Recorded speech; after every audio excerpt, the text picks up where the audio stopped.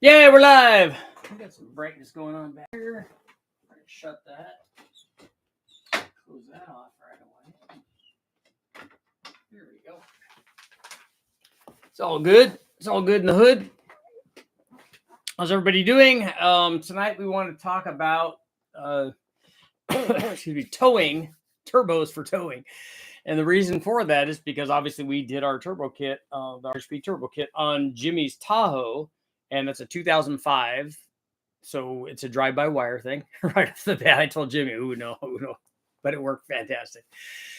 But also that thing is used for towing for lots of stuff. In fact, he's towed with it already when we had to go pick up a bunch of stuff. The photo that we have up there is him picking up a bunch of boxes that we had done with logos on them because we're moving on up. He sent me the little meme of the George Jefferson, which was awesome.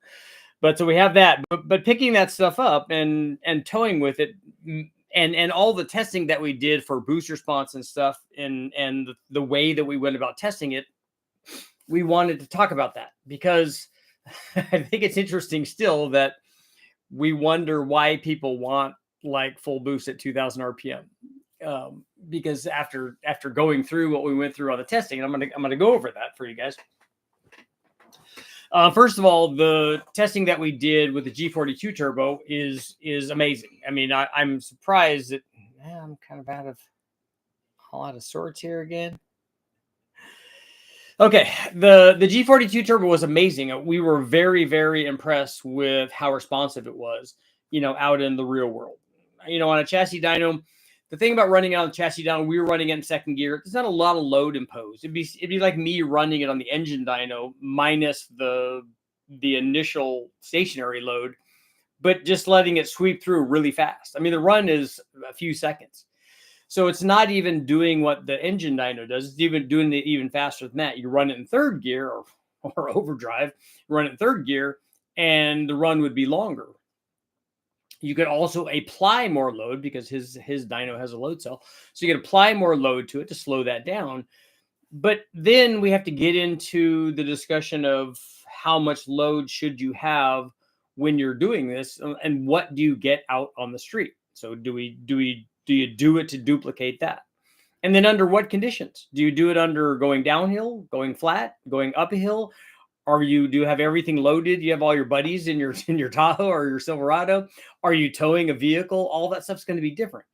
So what is the optimum thing? And then we got also to talking about, obviously we're going to show you guys the difference between the GTX 3584 RS, and then we ran it, like I said, we ran it with, and that will be coming up in the next video. But we ran different AR housings on that. So we ran an 83, we ran a 121. We're going to show you a direct comparison on that, an effect of what AR does, so people can go, oh, this is what happens.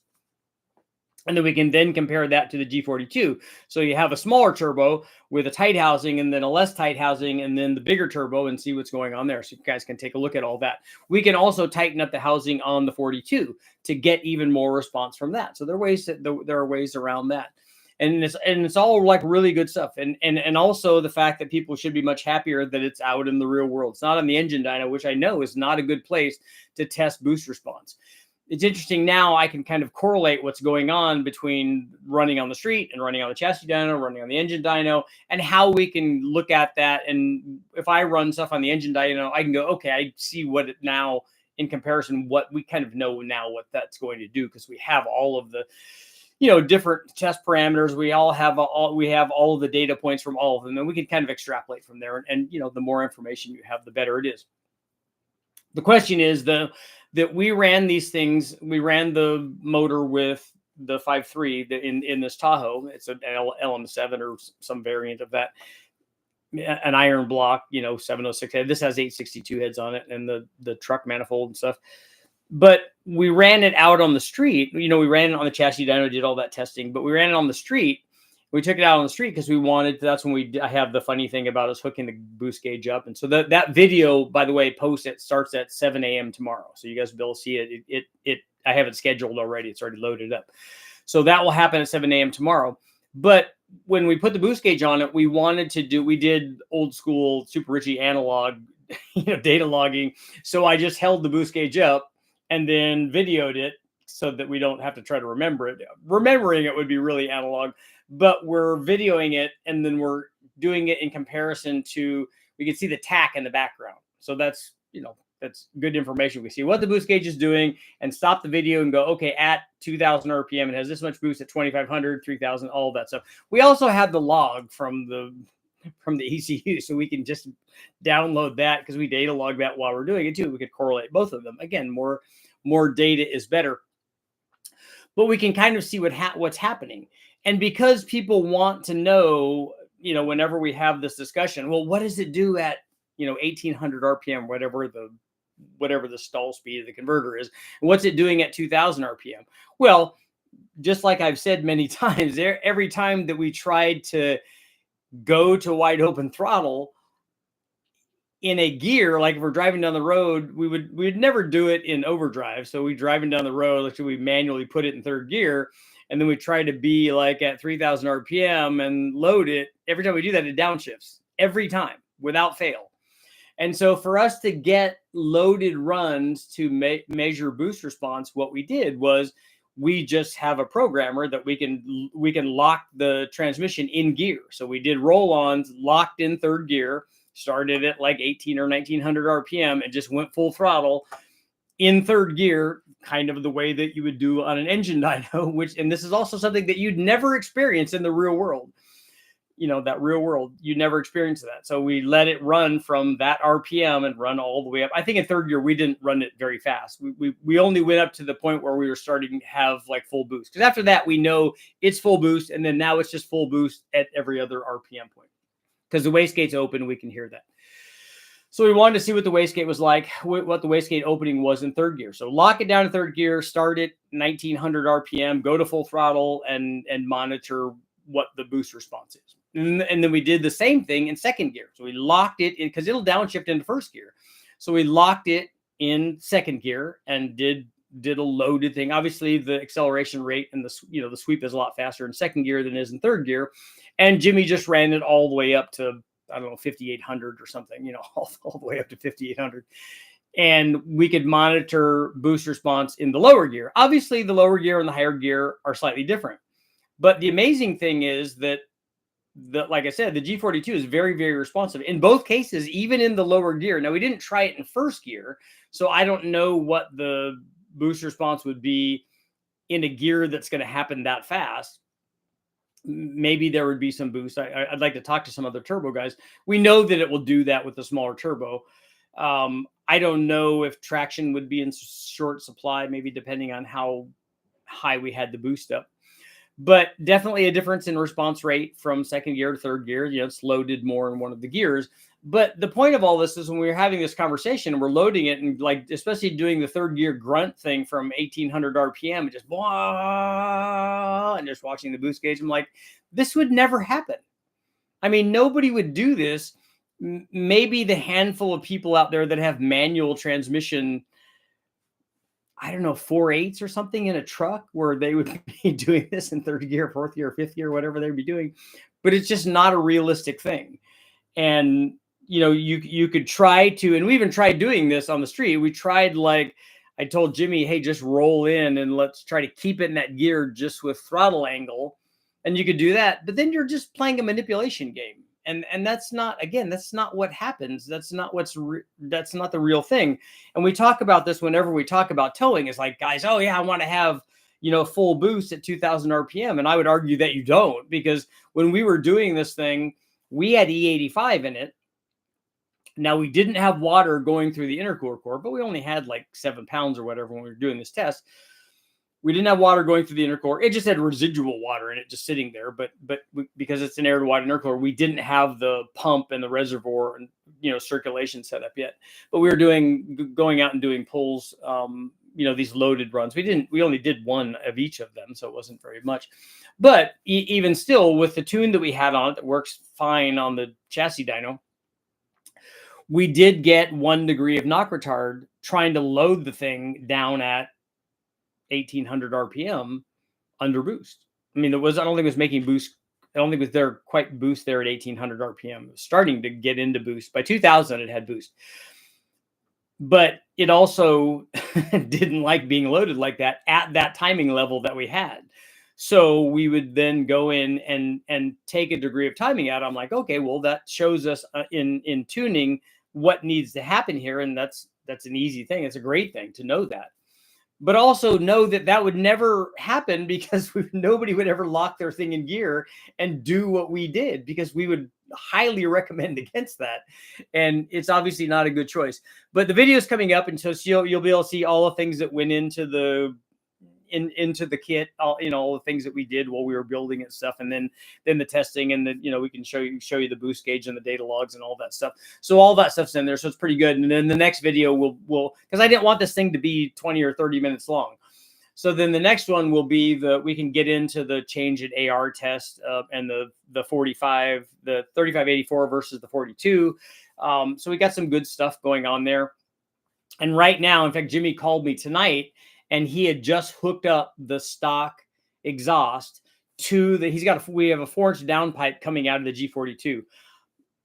I don't know that we need a 4-inch downpipe, but Jimmy's all race. So, I don't know that most people that be driving around on the street would want that. I think that they would be fine with a 3.5 or even a 3-inch. And I was going to ask you guys what you thought. Most of the catback exhausts that I see for these are single 3-inch catbacks. So a performance catback, like the stock one, looks like it's 3 inches to me. I like to measure that.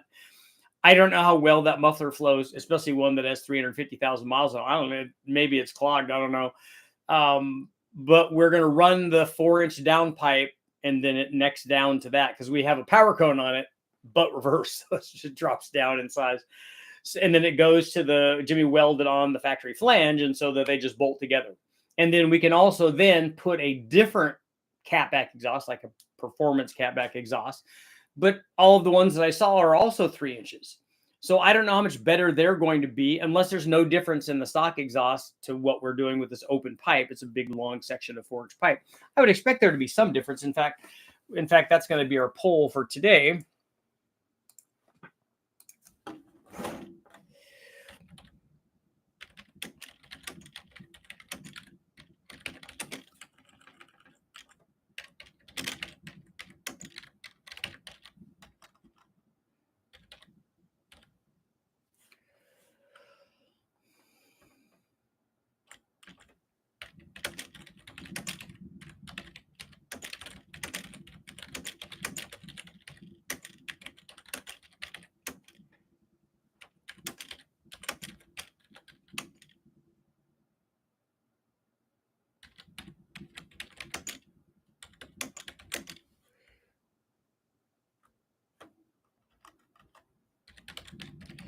Through the stock catback. Okay.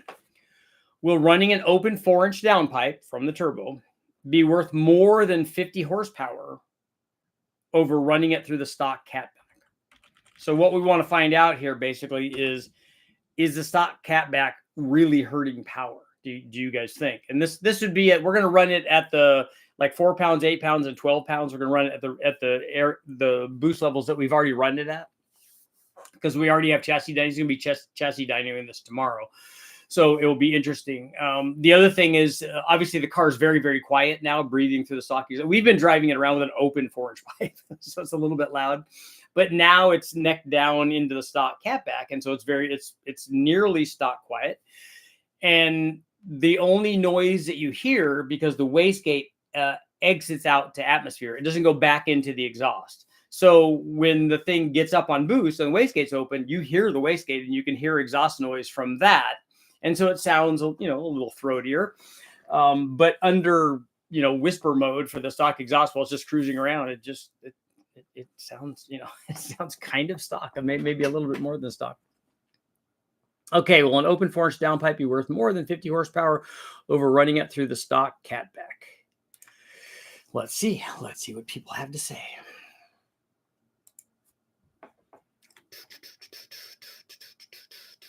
Maine's in the house. Just finished Hot Rod Power Tour. See you out there next year. How was it? Did you guys have fun? DMC, what's going on? How long before you guys release the turbo headers? We have to make a bunch of them first. What head gaskets can I get from the local auto parts store for an LH653 for boost? You should be able to get, well, what I would get would be, I'd go to the factory LS9 head gaskets, but most of the auto parts stores sell Felpros, so those will work. Turned up in the shop tonight. What did?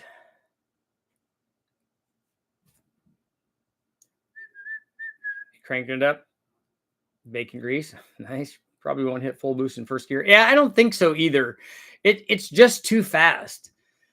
Be interested in it because I would do it on the street. Basically, see what the truck does at idle and top gear and have it tuned for that.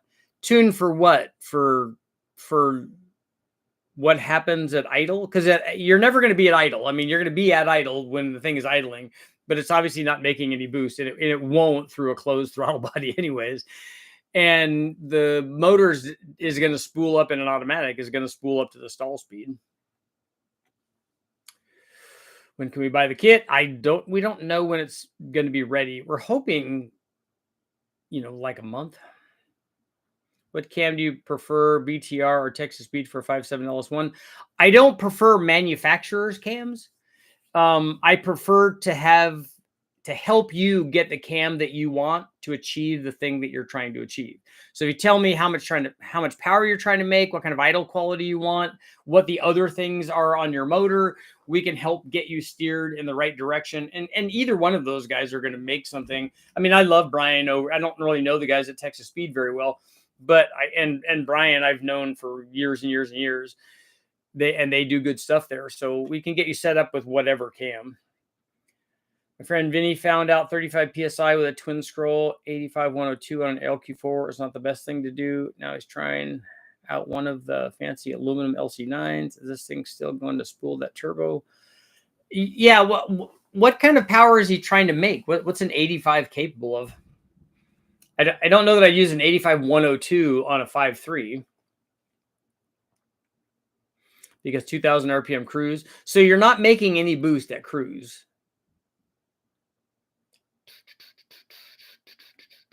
Modesto's in the house. Home of American Graffiti.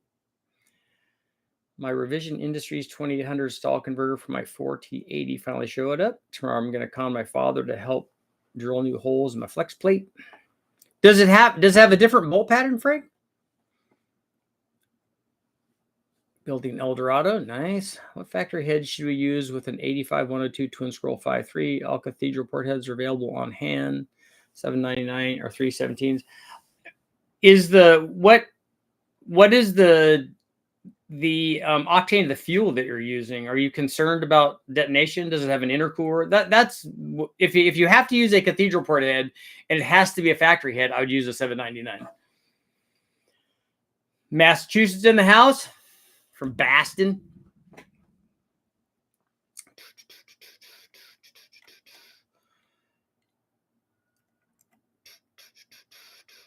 Yes, the cat's left in the system.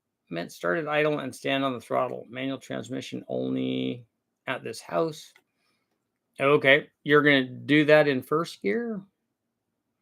Looking forward to boosting my 05 2500 LQ4 and NV 4500. Love the 3584. Yeah, I agree. It's going to be all the spool all the time. Any more for an LQ4? I'm going to recommend the G42. After seeing what we saw on the 5.3 on a 6-liter, I'm definitely going to recommend a 42 for that. Nobody that puts a 42 on there, and we're going to play around with some different ARs on it, but nobody that puts a 42 on a 6-liter is going to go, I wish I had boost sooner. Nobody's going to say that. Went from a 3-bolt 4T65E converter to a 4-bolt 4T80, but I think the holes are the same diameter on both patterns. Okay. What stall do you like with a truck Norris cam and a 5.3 for doing truck stuff? I think you can get away with the 2500 without any problem. The truck Norris cam is a good cam, and you can use a stock converter in a 5.3, but converter will always help you. Like more converter will always help you. Make sure that cooling system strong, transcooler too. In Jimmy's truck, it always used water. Like he constantly had to fill the reservoir, and we were thinking, oh, it's 350,000 miles. It probably has a bad head gasket, but it doesn't, or at least not according to the power output. Turns out that the water pump is leaking. We thought it was initially thought it was one of the heater hoses, because when we went to take one of the heater hoses off from the heater core, from the firewall, it broke, which is typical. These things crack. They get really hot a long period of time, lots of miles, they break. So we thought, oh, it must have been that. It must have been dripping from that. But now it turns out, and then when we were driving it with the turbo on there, we stopped off at the gas station to put some more E85 on it, and we saw some water underneath it. We're like, oh, I wonder if, we were wondering if one of the hoses got too close, it got melted or something. We had done everything that we thought that was going to be working there, and wrap stuff. And so we're thinking, okay, we're going to go back and take a look at that and make sure. And that's why you do this. That's why we drive these around and do this kind of R&D to make sure everything is right. And then we're looking at it, we're like, we can't see, there's no problem here. What's going on? And then I asked Jimmy when he was talking to me about putting the stock exhaust on. He goes, yeah, I found out what it is. He goes, it's actually coming out of the water pump, and it's been coming out of there for a while because it's got rust stains on it. I said, yeah, that's a good sign. So it's going to get another water pump, but probably a water pump. This thing will also get, we're going to do a bunch of exhaust tests with it. It's also going to get a low buck truck camshaft. What we're hoping is this thing made 5, with the 42 made 5 like 18 at 12 pounds. And so what we're hoping is with the low buck truck camshaft at the same boost level, I want it to be at 600 at the wheels. So that would be cool. What's the best cam specs for low end torque on an LY6? Probably the factory VVT cam would be really good, depending on how low you want the thing to run. What's a good intercooler system for towing with boost with limited space, air to water? The intercooler that we use is good for more than 1,000 horsepower. So it's way overkill for what we're doing here and for what I think most people are going to be doing. And again, the towing thing is not, even in towing, you're not in boost for very long unless you're going up a really, really long grade. 2014 Yukon 5.3, want to get rid of DOD and upgrade the cam for power when towing my boat. Okay, put a low buck truck in it. Do a DOD delete kit. You're on your way. Will the header have a wastegate V-band on the manifold itself? Yes, the wastegate flange is part of the manifold. And then the manifold also has a V-band to accept, with adapters, to accept essentially any kind of turbo. You can run, you can run a V-band to T4, a V-band to T3, V-band to T6 if it will fit. We haven't tried a T6. A V-band to V-band, because the G42 and the 3584s were both the ones that we tested, were all V-band turbos. 85102 twin scroll is air to water on E85 on LC9 and shooting for 4-digit powers to the tires. Well, the turbo would certainly do that. And there's no reason that an LC9 5.3 making 1,000 horsepower is not hard at all. I mean, if you put a decent cam in there, it's going to be pretty easy. And it's not going to take very much boost to get there. It has a 4,000 stall converter and an LQ4 spooled it instantly. Yeah, a 4,000 stall is going to make everything great. Even with a cammed 5.3, just put a good cam in it. And at 4,000 RPM, it should be making good power. Like with a low buck truck cam, it makes like at the flywheel, it makes 425 if everything else is stock in it. And at 4,000 RPM, you have enough to spool a big turbo. I kept my stock converter for my daily with your low buck truck camshaft. Works good, but the project car is getting the 2800 stall. It's got your truck plus cam in the motor and turbo in the back seat. Nice. And a 2800 even with a stock cam, you put a 2500 or 2800 stall converter in it, it's going to feel a lot better. I live in the mountains. Every drive is up a steep grade. Okay. Yeah, the tune becomes critical, but the nice thing is even this turbo, this G42 turbo, was making boost at part throttle. So the way that you're loaded, if you're driving up a hill or you're towing stuff up a hill, you're going to be in boost. My mom's 21 Tahoe just dropped a lifter and took out the engine. It was $2,000 over warranty, but Chevy paid for half. Okay, is a 21 is going to be an LT motor, right? 1500 LQ4 had a water pump leak. Turned out it was just the gasket, but that led to putting a free Truck Norris NSR cam in it. Water pump equals cam swap. You're already there, right? You're already partly done with your cam swap. San Jose's in the house. Regarding the pull, my 85-102 turbo made 9 psi with a 5-inch open downpipe, about a foot long, and a full 4-inch exhaust, dual 3-inch. It makes 7 psi. You're saying that it makes more boost with a more restrictive exhaust?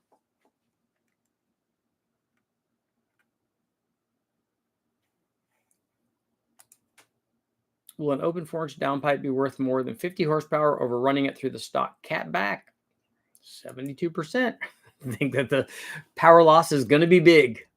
And that number would be at 12 pounds. We wouldn't say, hey, at 4 pounds, when it made 350 at the tire or whatever, that, you're going to see 50 horsepower. I don't think it's going to be. And what I think is going to happen, and what should happen, is that when you put a restrictive exhaust on it, that as you go up in power, the difference should be greater. Like at 4 pounds, not as much. 8 pounds more, 12 pounds more. It's going to be a multiplier like that is, but it should be more as we go up and need for more flow. It'll be interesting to see what that is, because that's how it works. And also, we didn't on the first go around of testing, we didn't log the back pressure on stuff. We have the power, but I'd like to see what the back pressure is. And particularly when we did the AR test, that was interesting. I'd kind of like to see. I mean, given the change in the power curves, we kind of know what's happening with the back pressure. That gives us a pretty good idea.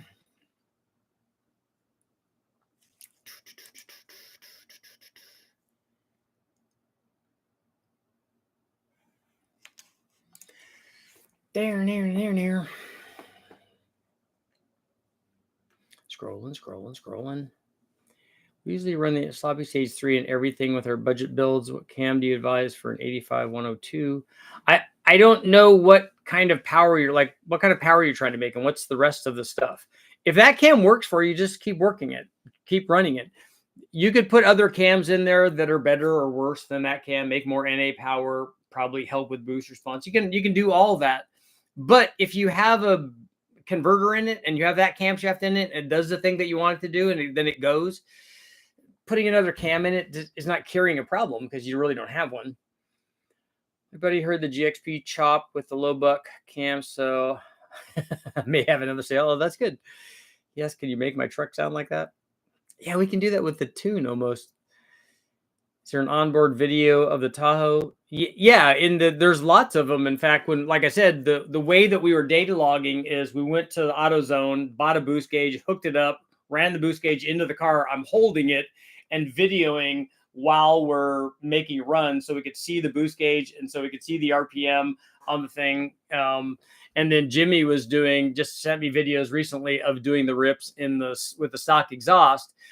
And then I asked him how quiet it was. He goes, well, here, you can hear it. He goes, yeah, the wastegate is open.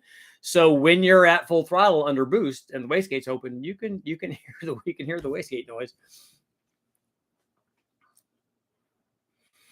Boost is a measure of resistance, so wouldn't a freer flowing exhaust drop boost pressure? But you might not have back pressure from the exhaust after the turbo. 69% pull. Yeah, 67 now.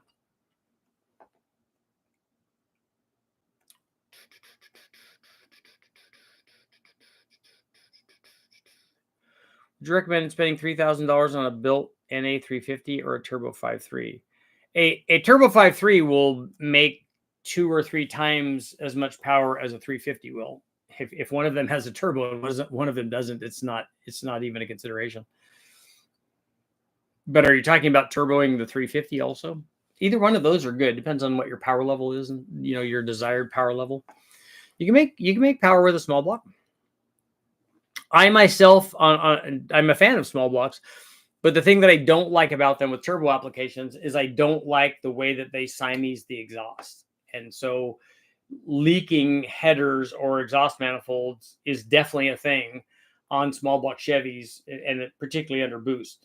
The LS is symmetrical like a Ford, and so they have bolt holes, around both of them, and so it tends to seal a little better. We hardly ever have any problems with exhaust leaks in a 5.3. In fact, I think if I remember right, I need to ask Jimmy, but I think the turbo kit on this is not held on by all of the bolts, because I think some of them are broke off because it's a 350,000 mile truck. So I don't think that all of them are there on both sides. And it's still working because the stock header flanges, like on the exhaust manifolds, are really thick. So when you bolt it on, it seals pretty well. So that would be my recommendation on that.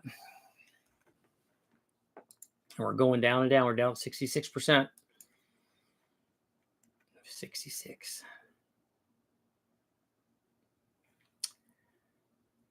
They got the weird small block that has the LS heads adapted to it, but don't understand or think that's really a marketable thing.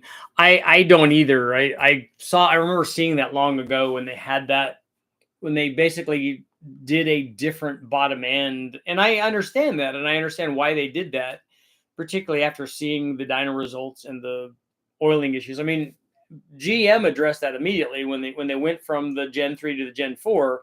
They were addressing oiling issues. That's why they put communication tunnels between the different sets of pistons and rods, so that you could, they had a lot of pumping going, a lot of weird pumping stuff going on there. And then doing this small block bottom end, basically, they also supposedly cured all of the oiling issues. But guys have run fairly high RPM and LS stuff and made lots of power with them without resorting to that. So my next question is, we run the boosted engines to 7,500 with a sloppy stage 3. Is terrible at those RPMs in search of 1,000 wheel horsepower. Must be a better option cam for higher RPM. Yeah, 1,000 wheel horsepower doesn't require a camshaft like that. That's probably not a very, I mean, I don't have actual testing, like I don't have Spintron testing to know that. But I don't know how stable that cam is at RPM.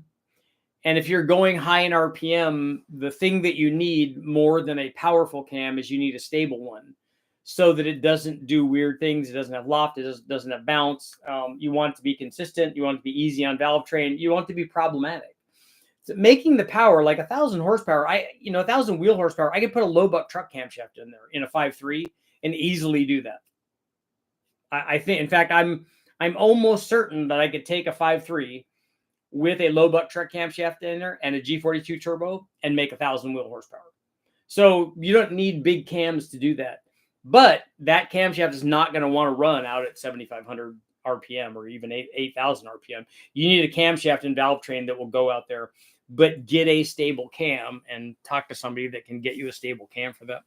Maybe the Elgin is. I don't want to say bad things about. I love the guys from Elgin. I just don't know about that cam because I haven't seen it tested. First time in an LS 6-liter truck, Norris 70 Ford F-150, ran 1250s at 106 this past weekend, 92 degree ambient. Nice. What gears and transmission are in that thing? Is Jimmy planning on an 80 swap when the 60 gets hurt? Yeah, we're planning on doing that before that, hopefully. We don't run full throttle and have it shift gears. We only do single gear pulls in this. For that reason, because again, 350,000 mile 4L60E, if it just fell apart right now, just sitting in the driveway, we'd go, yeah, I get that. And us asking it to do the things that we're doing, he's going to put a 4L80 swap in it, and also ring gap, and he wants to cure the rear main seal leak. We'll put a low buck truck in it. And then he'll be able to, and probably do some kind of drive shaft upgrade too, because we don't want to have the drive shaft spin out of that thing. But then it will be fun. I mean, then we could run, you could run 20 pounds or something. We could run a lot of boost on it and have fun. I had somebody rebuild my car's bottom end and made a point to say that this is a 350 ply that had 4-bolt mains, and he was impressed that the L6 had 6-bolt mains. Yeah. Again, I don't know that that's really the issue with these things, particularly if you have a stock small block that has 4-bolt mains.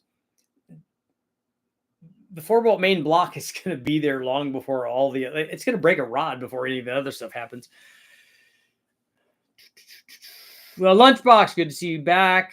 Caught the last two, awesome as always. Yeah, it was fun being out there with Jimmy doing all that stuff. Got to catch snakes and do lots and lots of testing. Although it was a lot of hours of long hour days of working and getting that kit working. Jimmy had already done, and his son had done a bunch of stuff on getting the prototype manifold mostly fit. But then it's, the first time you're doing anything, it's a lot, because this is in the way, this is in the way, this doesn't work, oh, that's not going to do good, that's going to, and so, getting the cross under pipe done, and now we're going to redo that because we want to make it work for 4-wheel drive and for 2-wheel drive. His is a 2-wheel drive, so we need to make it also for 4-wheel drive. But these are all things that you learn, and then getting it to fit so that the 3584 will go there, so the G42 will go there, so that the wastegate is there, so that it flows, all that stuff, and then so that it doesn't burn anything, and so that the intercooler will work, and then obviously our Joel on the tune, just making that work is really good. Love watching the turbo build on Facebook, man, because we got to see you having fun on something modified. I know it is really good. Now I want one in my truck. His 350 has 3-bolt mains. How would you manage heat on a turbo truck setup? Added power and stress of a long pull on a grade, oil cooling, extra trans cooling, bigger radiator, lower temp. I think that the factory cooling system, the way that they do, especially when they do heavy duty applications, 4-wheel drive stuff or tow packages or whatever, they're a big rolling heat exchanger. And it might be that you don't need to do that if you're adding a low boost turbo thing going up a grade. I don't know. I would definitely, at least if it has electric fans, I would turn the fans on early. Maybe it has a mechanical fan. Maybe that's going to be better. It might be that the big radiators that they have that have oil coolers in them and trans coolers in them would be a good idea. I mean, that are already big enough to work. And a lower temperature thermostat is a good idea because you start out at a lower temperature. In fact, I think Jimmy's going to put a 180 in his, just so that, I mean, it'll get better fuel mileage with a 200 or whatever a factory one is, 195. But we're driving around having so much fun in it that its fuel mileage is not really going to be a concern. But it is better to start out at a lower temperature. And then if you can start out at a lower temperature, it's a longer period of time before things would get bad. 6L90 transmission and a 370 True Track. It's going to be a sweet Tahoe. Yeah, that Tahoe has not seen love in a long, long time. How about taking the sloppy stage 3 and retarding the cam timing to help make more power on the top in search of 1,000 horsepower? You don't have to do anything to the cam. The cam doesn't dictate whether or not you make 1,000 wheel horsepower. That is all the turbo. As long as the turbo is capable of supporting that power, the cam is not in the way of doing that. Like I said, I can easily do that with a 212 cam. That won't be a problem. And retarding the cam, you don't know if that will help it make power on the top anyway. It might be that the valve vents are already such that it's there, or that it'll only just hurt power. 5.3 single turbo setup. Which exhaust manifolds do you like, Hooker or Summit? Which turbo manifold are you talking about? The one that I like now is the one that we just made. I like that better than anything that's out there. But I don't remember testing. I've tested the Hooker turbo setup with their cast deal that they did and a single 3-inch outlet. For street stuff with AC and all that stuff, that's not going to fit. So that would be something. I've never tried the Summit one. I don't think I would get the Summit one that comes out and it's like the divided one that mounts the turbo like right by the valve cover. I definitely wouldn't get that because I wouldn't want to have to move all of my the coil packs and all that. So like none of that has to move with ours, which I like, which was a mandatory thing. I wouldn't want that and then have to, I want all that stuff to stay the way that it is. I want it to be easy. How do you think a stock GM blower would do versus a turbo for towing a 6-liter? I think both of them would work fine. You're going to have immediate boost in the right size turbo, and a turbo is going to make more power per pound of boost than a blower because you're not going to have to drive the blower. That being said, having a positive displacement blower on there would also work. One of the key elements in all of this is obviously you want an intercooler. You don't want a non-intercooled thing. and also get cold air. We're going to do testing on that. We're going to show you that, you know, unfortunately, there are guys out there that still think, oh, I have an intercooler, so I can just run an open turbo or blower with a cone filter or something in the engine bay and close the hood, and it's all good. It's not. It's terrible. It's a terrible idea. It's a terrible idea to start with air intake temperatures that might be 50 or 100 degrees hotter going in. Why even have it? You know, why even have the intercooler if you're going to do that? You're already starting out at a deficit. So make sure that whatever thing you're running like that, that you get cold air. That was another mandatory thing in the design of this, that it also incorporate a dedicated cold air. And so ours goes over down into the fender well. And not only does it go down into the, well, I wouldn't really call it the fender well. It's kind of to the side of and behind the headlight, but it goes down into there below where the factory airbox was, and then turns over in front of an opening up in the like radio, up in the grill area. I heard my name. I'm doing an edit from the shop. S10 right now. LM7 stock cam versus Ripper versus a low buck truck. Oh, Joel. That's right. Joel's making it happen. Yep, you did hear your name because you're famous, because you're the tuning guy, and also Joel has done a bunch of tests. He has yours is an S10, right? So he's got an S10 and he's got a LS in it, and he ran the little Ripper cam and then a stock cam, and also has run the low buck truck cam. So we have stuff on all of that. But the important thing, really, I think even more so than that, is because we have that some of that data from the engine dyno also, but he's going to have tunes for all that. So it'll be cool. Richard, something for your information on tuning this platform. 03 to 05 have different programming for the electric throttle than 06s. So tune for an 05, 06 won't work with the 06 TAC module. Okay, I think Joel's probably, thanks for sending that or supplying that. I think Joel might know that, and he's here. How about getting back to basics, comparing budget build, small block Ford, LS, etc. So what is a budget build? What is your idea of a budget build? Because this is a junkyard 5.3, so I don't know what's more budget than that. I mean, it's essentially a junkyard motor. This truck just hasn't gone to the junkyard yet. Matt, gonna need a big trans cooler. My 4L80 truck, I use the True Cool 40,000, completely bypass factory trans cooling, stays under 150, and I live in South Texas.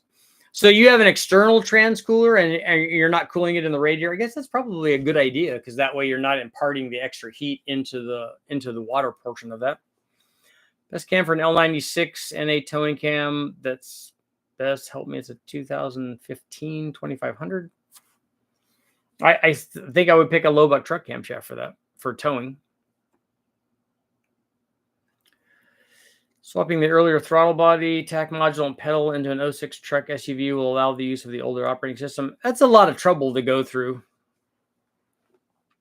Would you do dyno video of the 800 and 1200 on the same engine at different peak boost settings? Yeah, not peak boost settings, but we have already done those two turbos at the different boost levels that we ran on the chassis dyno. Curious about the response versus potential and shape of the boost curves. Yeah, we already did that. That's already part of the chassis down testing that we did. Not 20 pounds, though. What exhaust manifold do you recommend for a street truck with AC? Well, ours is the one I would recommend, but we don't have it available yet. I don't know if the other ones work with factory ACs. Look up Gen 4 tuning for 06. Richard, you have still considering going to video on a 460 rebuild? I would like to do that. I want to do that with somebody that knows how to do that, because, I mean, I would be learning, and I don't know that that's a good video to do while I'm learning to do that. I'd like to have somebody that does that already and just be there with them. That way I can video and I can learn, and I don't mind doing it, but as long as I have somebody there to, you know, oversee it, supervise.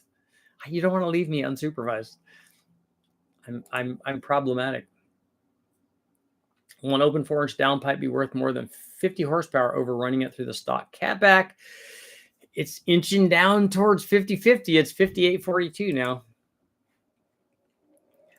That's a lot. That is a lot. So what I'm hoping is that, and Joel can do this, is that we have tunes for that, for the Ripper cam and for the low buck truck and for the Truck Plus cam. And that way, when people put that stuff in, they can just run it. Please separate trans cooler. Unsure if it helps reduce load on the radiator. Never overheated the truck radiator. The truck is NA though, just heads and the truck Norris. Well, if you take out, you're not having the radiator portion of it, that the water portion system, have extra heat imparted to it by transcooling. If you take that out of the equation, the radiator system has to do less cooling. So it'll be more efficient. So what you do is if you put a secondary heat exchanger up there for a dedicated one for the trans, then it's air cooled basically and not the radiator. Now, some of that heat obviously is going to go back through the radiator, but it's not going to be inside. So I just think it would be better. I purchased all the parts to rebuild both my transmissions, and after looking at the amount of parts, I'm going to try the junkyard trans first. Yeah, no, I get that. It's a lot of stuff. And I have taken apart transmissions and put gears and things like that in them in manual transmissions. So we did that stuff with the Honda. I did it with another Honda. I'm doing it with the Sprint. So, you know, if it can be done, I'm sure I can do it. But it's nice to have somebody that's done it 100 times, because they're going to go, oh, here's something you want to look at. That pin right there. Yes. You have that slid out. Yeah, that's going to cause problems. We need that to go back in and stay in there. And then you hold it in with this little clip. Oh, okay. That's good. That's good news. We're in a Mitsubishi electric fan cooler for my trans. It never got over 200 now. Nice. Good chance to contaminate trans and the coolant. Yeah, if you get a leak in one or the other of them. I don't know how problematic or prevalent that is, but I just like the idea of getting that stuff out of the radiator and having it, the air just cool it. Will yours be available to purchase on the website? It will be as soon as it's all ready. We're happy with the design. The design came out fantastic. We would just now be, we're working on production.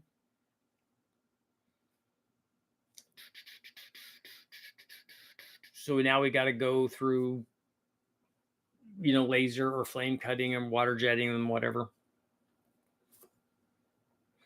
Did you miss California weather while it was in Georgia? Yeah, it's hot here. It's not as humid here. It's drier. It's a lot greener there. And I got to catch snakes that I don't see here, which was kind of cool. So I love going other places and experiencing other things. It's awesome. But it was simultaneously hot and rainy. So we had some big storms come through, and they were only, you know, they're temporary. They're an hour or two or whatever, sometimes less than that. But they would come through, and it would just like, I was under the truck when we were working on stuff. I think I was doing the intercooler, and it just started like pouring, like build an arc kind of pouring.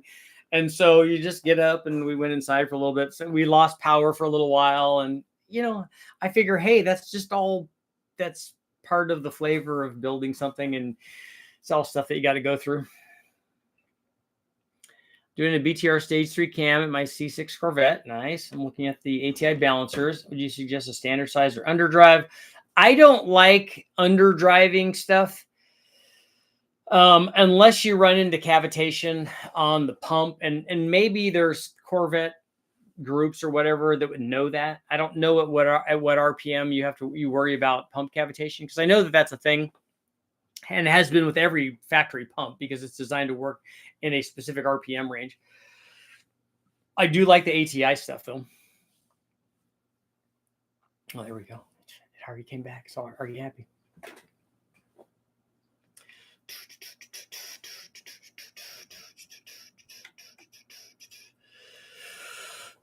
Hey, Danny, what's going on? It was cool there, though. Unfortunately, one of the snakes that we saw is a big speckled king, but somebody had run it over. And so I was like, oh, that's so sad, because it was big. And we drove out and we did some night driving to try to look for snakes. We didn't find any when we were doing that. Danny, something wrong with your keyboard? Thank you for what you do for the car community. I have a question for you. I have a LQ9, 243 heads, sloppy stage 2, precision 7675, blow through 750 E85. What intake, dual or single? Well, what kind of RPM range do you want to work this thing in? Is it a street car? A dual plane is going to be better through a lot of the curve. A single plane is going to be better on the top. 6,500, I probably would use a dual plane.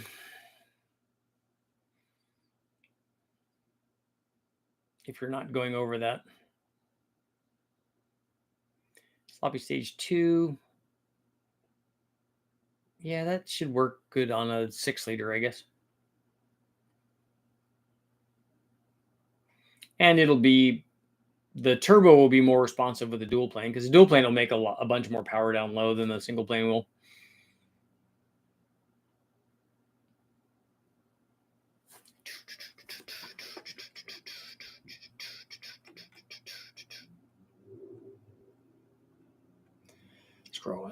Scrolling.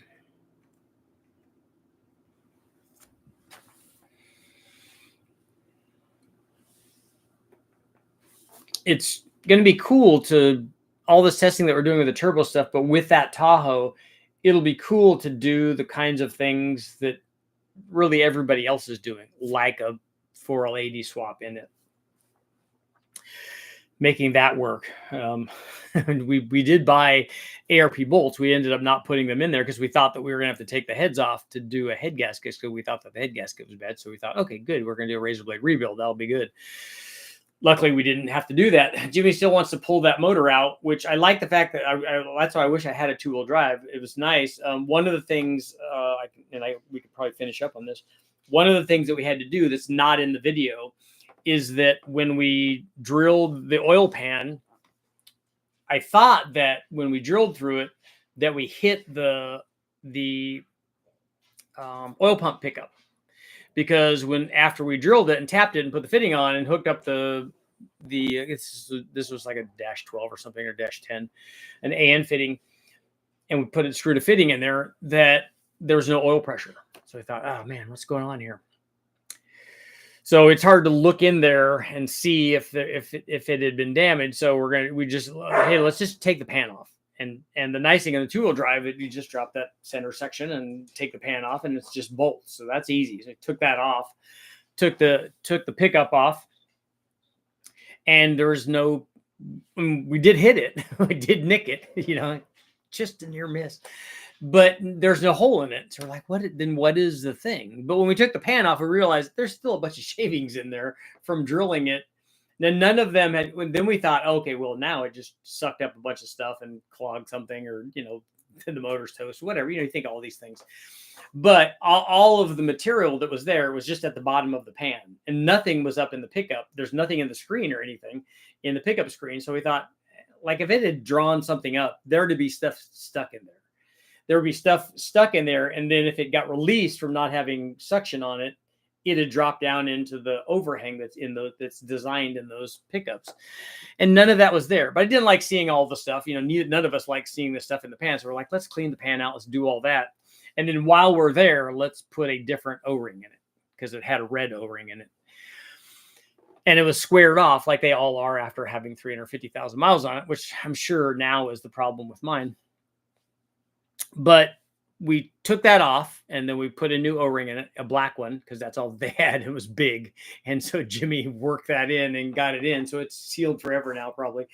And got it in, and we put the pan back on and did all that stuff and started it up, and boom. Because we were checking oil pressure going into the turbo. So we just started up. Now there's no oil pressure. Shut it off right away. We always put oil in the turbo and spin the impeller, and then put oil in the turbo and spin the impeller, so that it has oil in the bearings and all that stuff before we start it up, because that's one of the ways to keep these things from damaging themselves. And then when we started it back up after doing all that stuff, we're doing the change in the pickup tube, basically, with the new O-ring in it, and then we had the oil feed for the turbo just spraying into an oil thing, boom, bunch of oil pressure. We're like, okay, good, we're golden. That came after changing the oil twice, because we did it the first time and then had material in it. We're like, okay, we're not going to use that oil, even though we could have just strained it out. So another oil, another filter, and then we put it in there, and now it's, now it's like gravy. And I don't know when the last time that thing had an oil change in it. I don't know, it might be 10,000 miles or something. I'll have to ask Jimmy, but it's happy now, and it has a ton of oil pressure. It's all good. Down. Let's see. West Michigan's in the house. The Omni's doing good. I need to go pick it up. I'm talking about your injectors, your 16 formula for calculating potential horsepower. Does that factor in duty cycle? No, it's just it'd be 100%. Should I run Texas Speed's new 3/4 race cam, my LS1 GTO with a Hellcat blower? Want a good chop for the NASCAR boom tubes? Yeah, if you want to run a big cam in there, that's fine. Been battling a hot AC at low RPM. Had relay work fine. Clicking didn't work both ways, on and off. Finally figured it out. What did you figure out, Danny? What did it turn out to be? I'm psyched about my Vortec, but man, the crank pulley space is... The crank pulley spacer, is 3 pounds, 11 ounces, 11.75 ounces. I'm going to pull the 8-inch balancer for 675 to offset the weight and maybe cut the spacer to lighten it. Okay.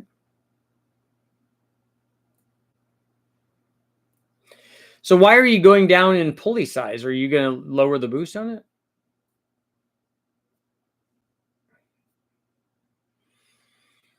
So we're at 58.42.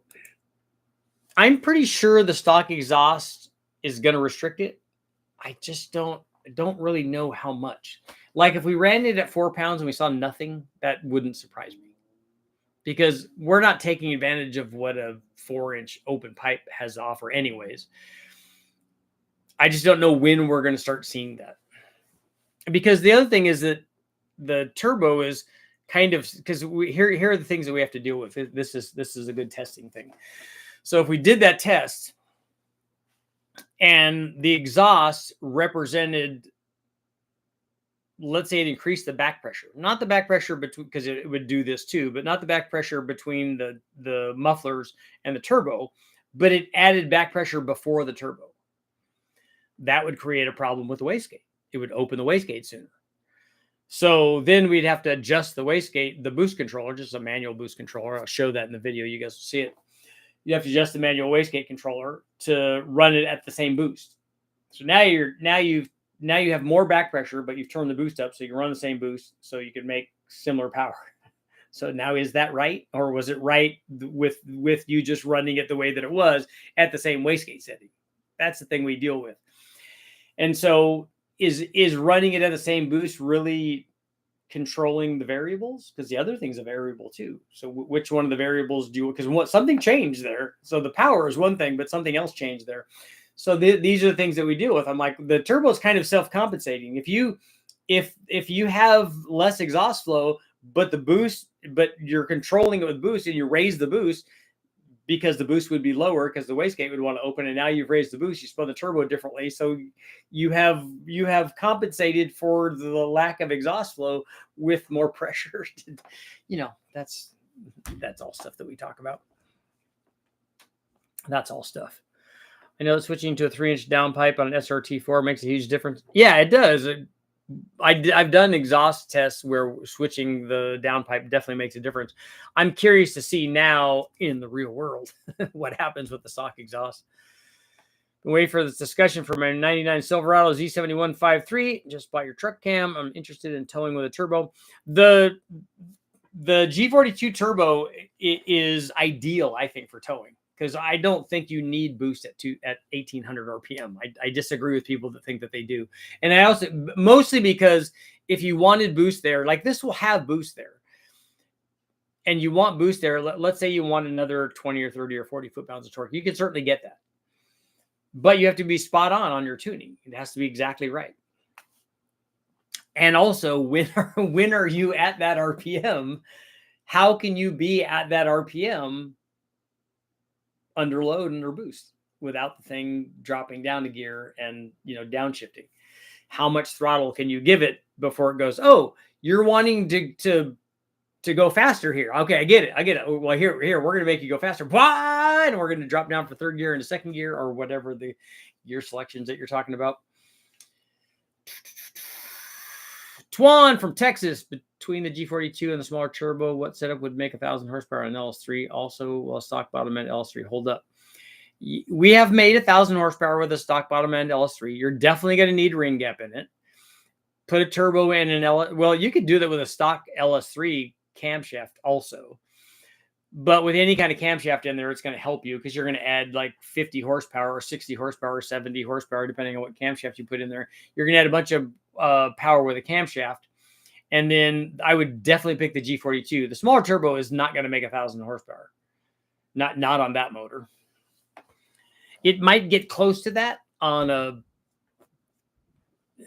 like a K24 or a K20. I think it's rated at 950. The small turbo is, but it has to do that at a high pressure ratio and with not a lot of back pressure. And an LS3 is too big for that. So definitely a G42. That's definitely G42 territory.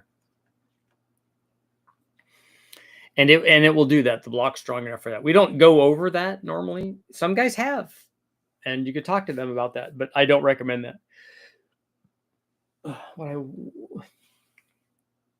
I'm worried about on my V3 SI and LO5 roller block bottom end. Gonna keep it between 5 and 8 psi and low timing. Keep it alive. Would love to see 550 wheel horsepower considering done at that point. You think that the blower is done at that point? At 550 wheel horsepower? A V3 SI will go way over that. But I don't know that you're going to get there at 8 pounds and low timing. I don't know that that's going to happen.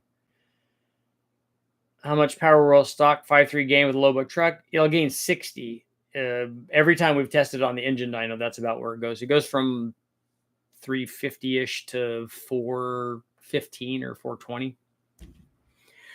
Twin 35s will definitely get you there. That'll go way over that.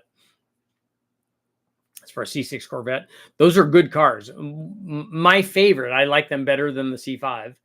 I like them better than the C7 and C8s also. It's a two-way relay. Wasn't letting fans come on constant like they should with AC on. Okay, I get it. I'm a big fan of the, like with the dual fans, like Jimmy has that on the Tahoe. I'm a big fan of running the water temperature lower because I don't like running it at 200 degrees. If I'm trying to get fuel mileage, I am. But in a Tahoe, honestly, I don't think that fuel mileage is going to be the thing. But I would run it cooler. And when the fans came on, I would hit it with both fans. Let's get this party started, man. I don't want the second fan to come on at like 220 or something. That's not a good thing. Okay, 5743. They're thinking yes. That the changes are going to be more than 50 horsepower. That's quite a bit. We got 1 minute left. And like I said, the video will post in the morning at 7 a.m. That's Pacific Standard Time. PST.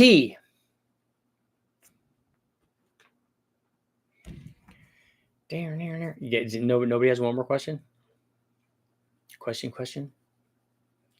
That's why I run on my race truck dual fans. Tell us how much back pressure is on the full exhaust versus the open 4-inch pipe. There would be, yeah, I would want to know that too. There's not going to be any back pressure on a 4-inch pipe after the turbo, but I'm curious to see what the turbo versus the NA motor does in terms of back pressure before that turbo. I think I have back pressure on the G42 turbo and the 3584 on the engine dyno. We definitely have back pressure there. There's definitely more back pressure on the smaller turbo, which is exactly what you'd expect. Learned a lot watching you on the video with Brian on the new LS heads. Towing with a turbo is a challenge. And is there a specific chamber work and bowl porting for cathedral port heads? Yes, I'm actually working on that. We're going to soften some chambers and do that.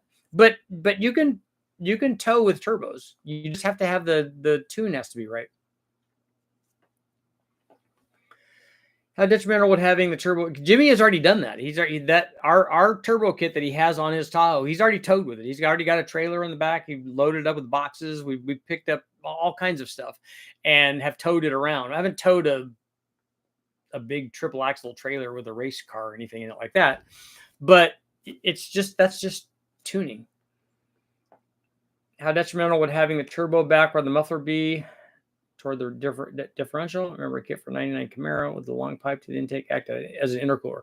It would be fine. Remote turbos work fine. The intake doesn't act as an intercooler. You should have an intercooler. It doesn't work as well. I mean, there's a lot of surface area, but there's also a boundary layer in there between the pipe and the airflow that's going through that. So an intercooler is a good idea. And the nice thing about having a remote one is you got all kinds of room to have an intercooler. There's a lot of back pressure. 50 is the least, I would say. No, I don't equate the back pressure to power. I mean, there is a correlation there, but there's not a direct causal thing based on whatever the pressure change is. The boost pressure to back pressure on the GTX 3584 RS turbo was 2-to-1, and it wasn't nearly that high in the 42. But I don't know what the back pressure, that's a different subject. I don't know what the back pressure change is going to be from putting that exhaust on, because I've never tried to run a factory exhaust on the engine dyno.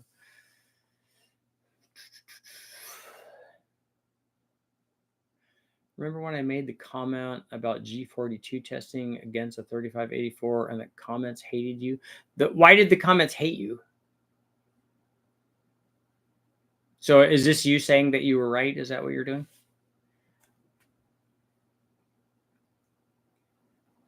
I just joined. That was a consensus for the best. What was the best consensus for the best towing turbo? What RPM ranges are we talking about for towing? Well, we talked about all that. We've been here an hour.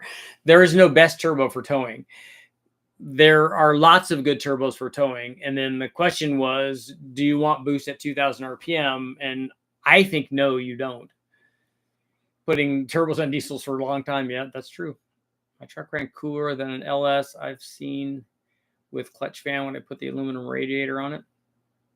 I'm thinking that a manual fan cools better than electric fans. Not anything modern like an LS, but definitely have been pipe dreaming about a motorhome 440 turbo or a blow through. Would you do the 440 fuel injected, or would you do it carbureted?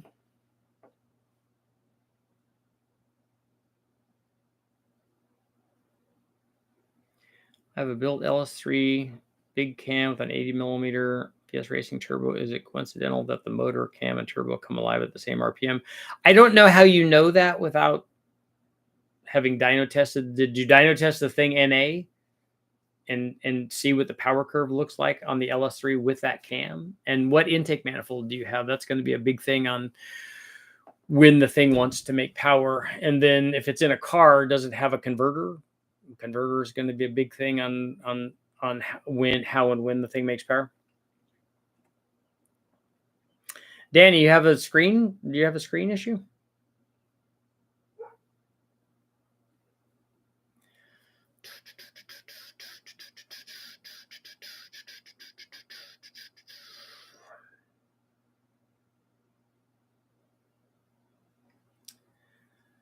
Would the long pipe act like an intercooler? That's a very common question on the remote turbo stuff. But on that note, it is time to go. I'll be back tomorrow. Make sure to check out the video. It will load it will load at 7 a.m. tomorrow. And that will be up. And then we'll be working on the second one where we do the AR test, 0.83 versus a 121. I'll see you guys all tomorrow.